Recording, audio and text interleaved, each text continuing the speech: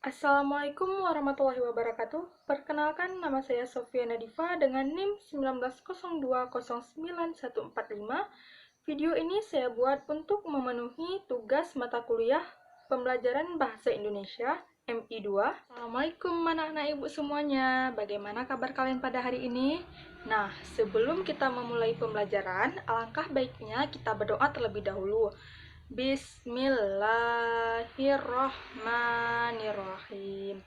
Rabbi shrah li sadri wa yassir li amri wahlul 'uqdatam min lisani yafqahul qawli. Amin. Pada pembelajaran kali ini kita akan belajar materi kelas 3, tema 4, subtema 1, pembelajaran 1 tentang kewajiban dan hakku di rumah. Sekarang kita akan belajar tentang KD 3.10, mencermati ungkapan atau kalimat saran, masukan, penyelesaian masalah secara sederhana dalam teks tulis, dan KD 4.10 yaitu memeragakan ungkapan atau kalimat saran, masukan, dan penyelesaian masalah secara sederhana sebagai bentuk ungkapan diri menggunakan kosakata baku dalam kalimat efektif yang dibuat sendiri. Tujuan pembelajarannya yaitu yang pertama, dengan membaca teks, siswa dapat menunjukkan ungkapan atau kalimat saran, masukan, dan penyelesaian masalah secara sederhana dengan tepat. Tujuan pembelajaran yang kedua yaitu dengan mengamati teks tulis tentang hak, siswa dapat menuliskan saran tentang kewajiban yang seharusnya dilakukan dengan tepat. Sebelum belajar, Ibu ingin bertanya terlebih dahulu kepada kalian. Apakah kalian sudah mengetahui apa itu hak dan apa itu kewajiban? Ya, benar. Kewajiban ialah sesuatu hal yang harus kita lakukan. Di dalam kewajiban tentunya ada hak. Hak ialah sesuatu yang harus kita terima dan sesuatu yang harus kita dapatkan. Selanjutnya, marilah kita simak sama-sama teks tentang kasih sayang di rumah. Kasih sayang di rumah. Manusia tidak bisa hidup sendiri. Sebagai manusia, kita wajib saling mengasihi dan menyayangi. Menyayangi keluarga merupakan salah satu kewajiban kita. Di dalam setiap kewajiban, selalu ada hak yang kita dapatkan. Kewajiban dan hak hendaknya dilaksanakan secara seimbang.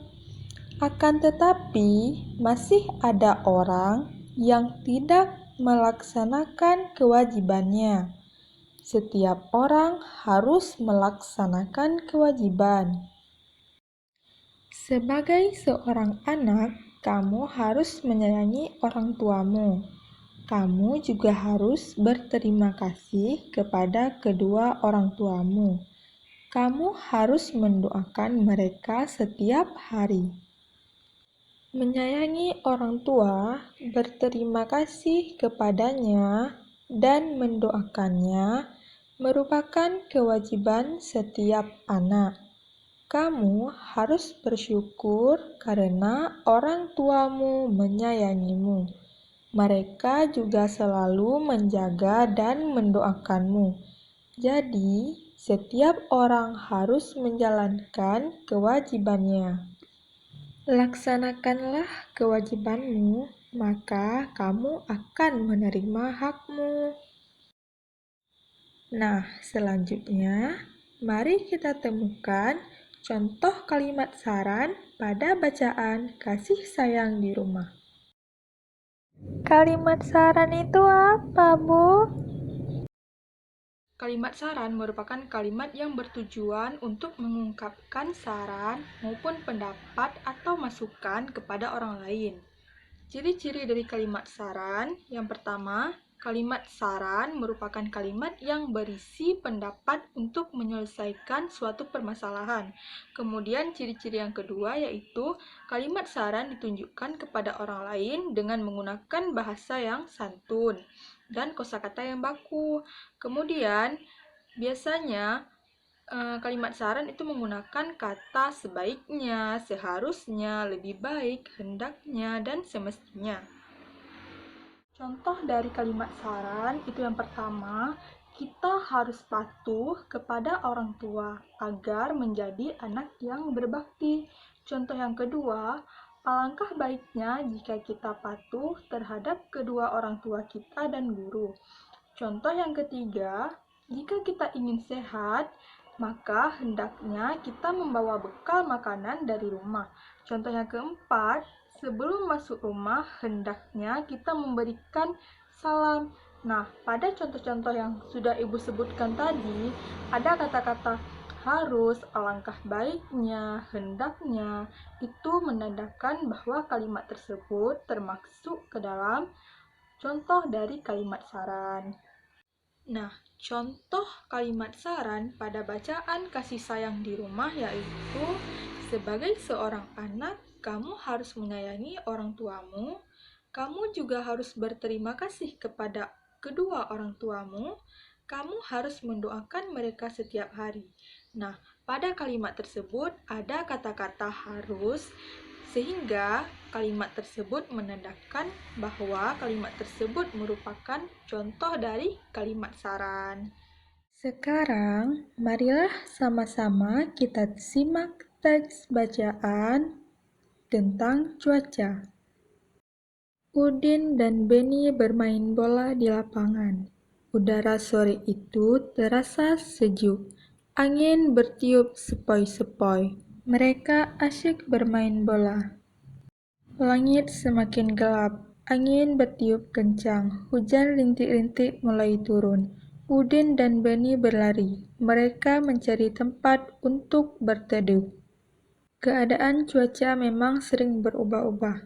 Pagi hari cuaca terasa dingin. Saat siang hari cuaca terasa sangat panas. Sore hari cuaca terasa dingin.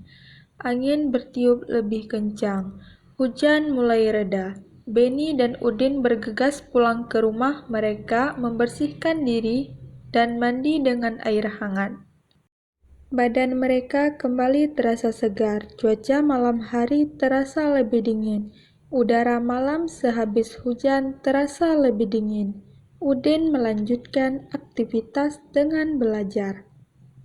Nah, sekarang marilah sama-sama kita membuat kalimat saran yang sesuai untuk teks di atas, yaitu contoh kalimat yang pertama, sebaiknya sediakan payung saat musim pancaroba, karena cuaca sering berubah-ubah. Yang kedua, sebaiknya segera berhenti bermain ketika hujan turun, karena sakit bisa menyerang kapan saja. Kalimat ketiga, sebaiknya pulang ke rumah dan bersihkan badan dengan air hangat ketika tubuh kehujanan saat bermain di luar. Sekarang, mari kita menyusun kalimat saran berdasarkan hasil pengamatan. Perhatikan contoh berikut. Permasalahan. Budi ingin rumahnya bersih. Sore hari, Budi melihat lantai teras kotor. Kalimat saran, Budi sebaiknya menyapu lantai teras hingga bersih. Perhatikan kalimat berikut. Lampu kamar Denis sangat redup. Permasalahan dalam kalimat tersebut adalah lampu kamar Denis redup. Kalimat sarannya, sebaiknya Denis mengganti lampu kamarnya. Ingat, kalimat saran harus ditulis dengan bahasa yang santun. Selain itu, kalimat saran juga diakhiri dengan tanda baca titik. Kesimpulan kita pada pembelajaran hari ini yaitu kalimat saran itu biasanya sering kita jumpai dalam percakapan di lingkungan kita sehari-hari.